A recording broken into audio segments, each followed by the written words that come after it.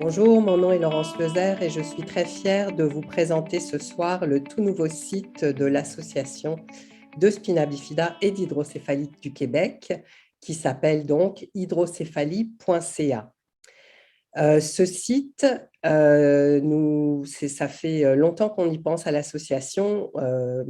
Comme ça le dit dans notre nom, Association de spina bifida et d'hydrocéphalie du Québec. On a beaucoup parlé de spina bifida depuis 1976, un petit peu moins d'hydrocéphalie. Et là, on s'est dit qu'il était vraiment le temps d'informer sur l'hydrocéphalie. Donc, on a décidé de développer un site Internet complètement dédié à l'hydrocéphalie.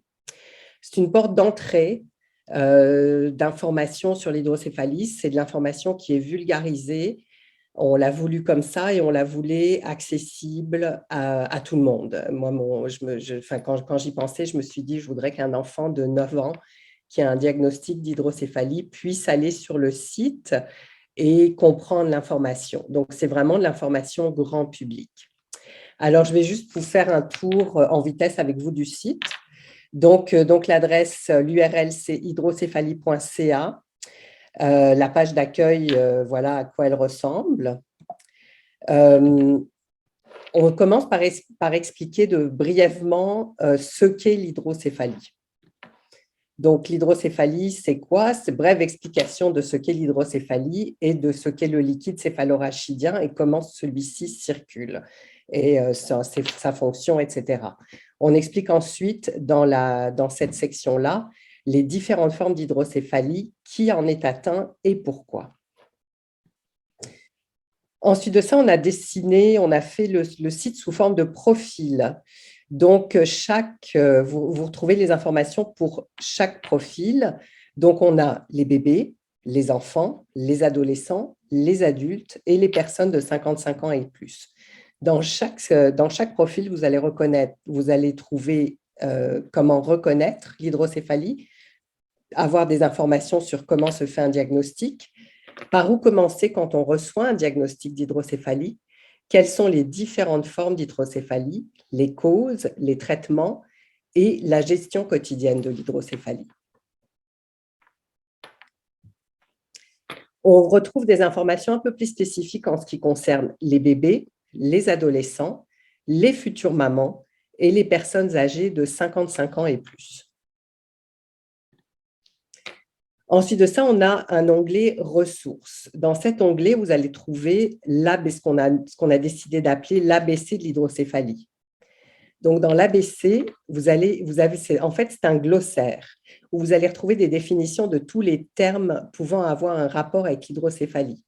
Alors, parfois, quand on est atteint d'hydrocéphalie, il y a des noms qu'on ne connaît pas, des mots qu'on a du mal à définir.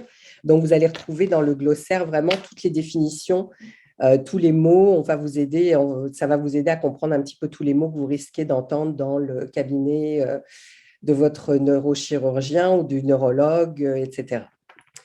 Ensuite de ça, on a fait une médiagraphie. Alors, dans cette médiagraphie, vous allez retrouver des références, des vidéos, des balados, des lectures et plus.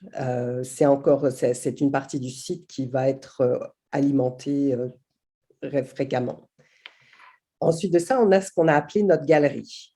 Alors là, dans la galerie, il y a des infographies, des illustrations et d'autres contenus à venir. Ça, c'est vraiment la partie évolutive du site. Alors, il y a des choses qu'on n'a pas encore mis en ligne. On a développé, par exemple, des quiz pour que les gens puissent évaluer leur connaissance de leurs conditions, des mots croisés. Il y a toutes sortes de choses super le fun qui vont être ajoutées dans la galerie.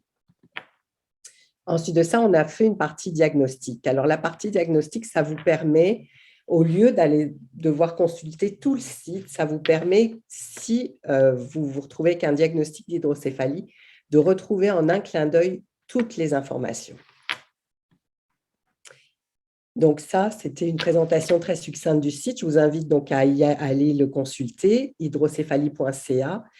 Je veux profiter de ce moment pour remercier toutes les personnes qui nous ont aidés à construire ce site, les participants donc, à notre soirée de remue-ménage et les personnes qui ont accepté de participer à nos séances de photos et de vidéos. Dr Alexander Vail, Dr Vincent Joris, Dr Marie-Pierre Fournier-Gosselin, Dr Harrison Westwick, Dr Alfonso Fasano, nos amis de chez Hydrocephalus Canada et bien sûr toutes les personnes que je n'ai pas citées ici.